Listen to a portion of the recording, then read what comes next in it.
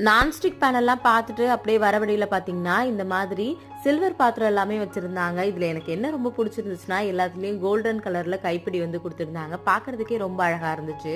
இந்த மாதிரி சாமிக்கு பிரசாதம் வைக்கிறதுக்கு குட்டி குட்டி கிண்ணம்ல இருந்து பெருசு வரைக்கும் இருந்துச்சு. எல்லாமே ஸ்பெஷல் பிரைஸ்ல தான் வந்து இருந்துச்சு. எனக்கு இது ரொம்பவே வந்து பிடிச்சிருந்துச்சு அப்படின்னே சொல்வேன். இதோட பிரைஸ் பார்த்தீங்கன்னா 200, அதாவது 199 இருந்துச்சு.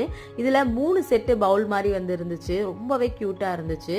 எனக்கு இதோட விலை கொஞ்சம் ஜாஸ்தியா இருந்த மாதிரி தான் இருந்துச்சு.